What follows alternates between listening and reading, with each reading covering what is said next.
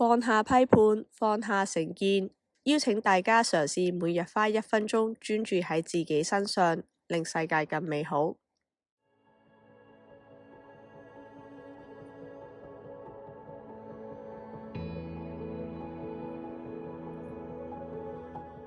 Hello， 大家好，歡迎收聽靜心1分鐘，我係主持 Tanya。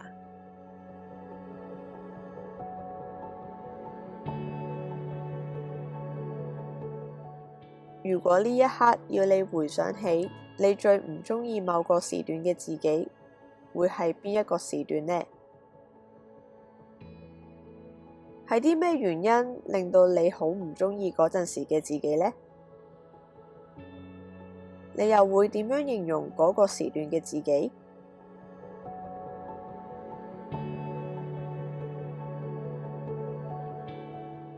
今集想探討嘅主題係：你準備好有勇氣地去面對曾經最想否定，又或者從來都唔想面對嘅自己呢？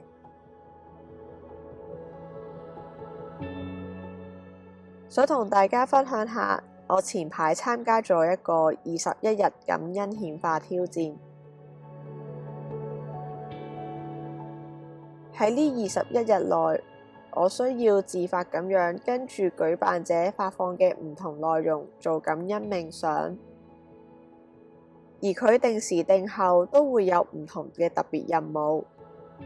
另外，當然都包括咗寫感恩日記。上禮拜啱啱完成晒個挑戰，我自己都好驚訝，竟然可以喺呢段時間逐日自行安排時段去完成。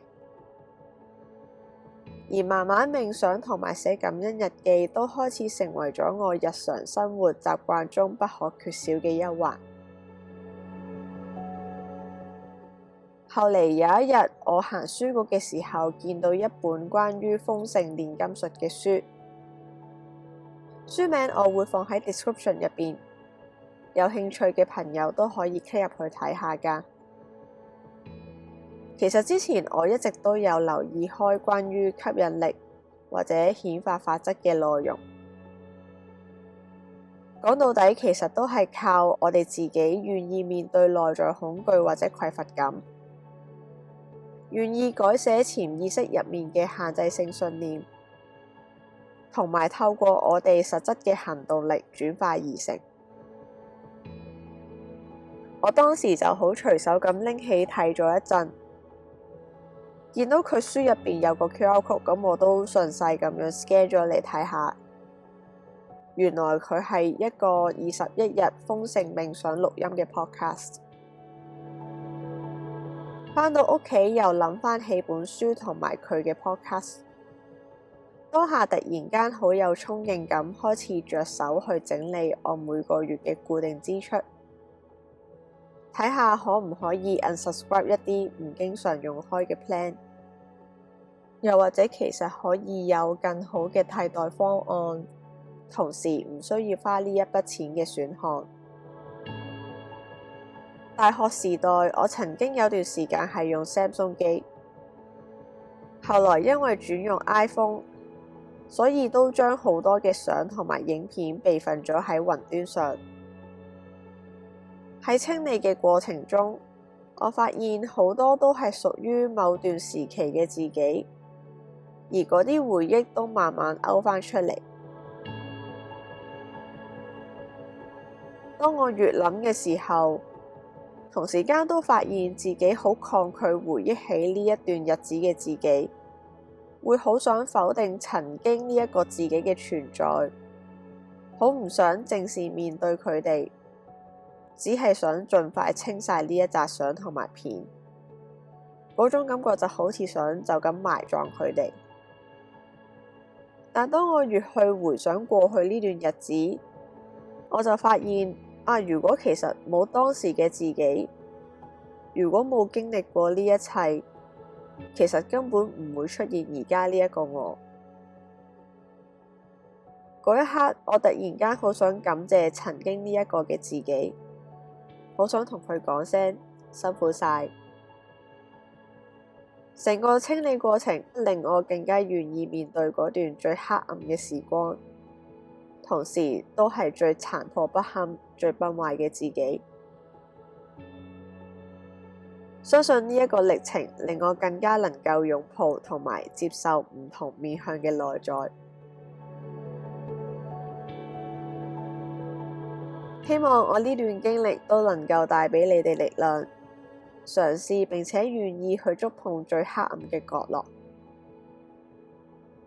可能頭一次你會想抗拒、想逃避，但當你願意肯花多啲時間去面對、去相處，相信你終會慢慢接受並且擁抱佢哋。喺呢度祝福大家。今集內容就嚟到呢一度，有興趣跟住錄音做靜觀嘅朋友，記得唔好錯過陣間嘅靜觀1分鐘啊！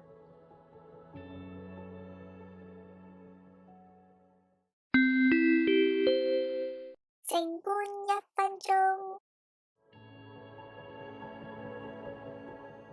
歡迎嚟到靜觀1分鐘環節。如果未接觸過靜觀嘅朋友仔，建議一開始可以選擇喺比較安靜嘅環境下進行。透過靜觀，我哋會有意識咁將專注力放喺觀察自己嘅呼吸上。一開始你可能會覺得呼吸好凌亂啦、急促又或者唔暢順嘅。當你靜落嚟嘅時候，你會感受到呼吸嘅唔同狀態。呢段時間，你嘅腦袋會不斷出現好多零碎嘅思緒，企圖阻止你靜落嚟。我哋可以想象自己面對一條高速公路，而每個思緒就好似一架又一架嘅車喺你面前經過。我哋只需要覺察佢哋嘅存在，再讓佢哋默默地經過，慢慢將專注力放返落呼吸。陣間你會喺開頭同尾段聽到一下鐘聲，分別代表開始同埋完結。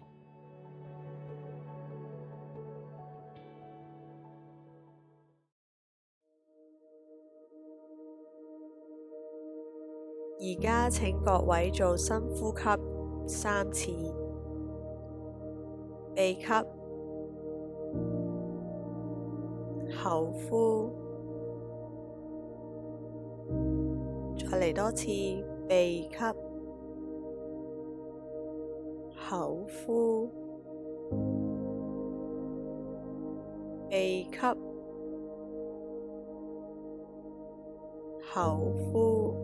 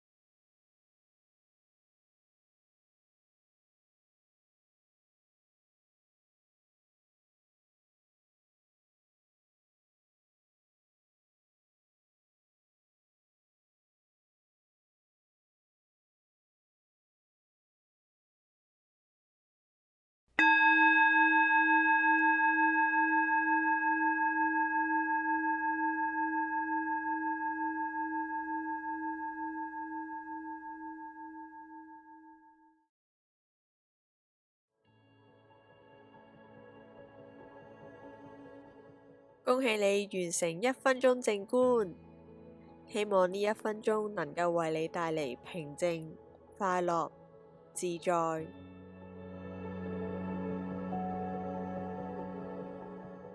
感謝收聽到呢度嘅各位，歡迎大家 follow、subscribe、like and share。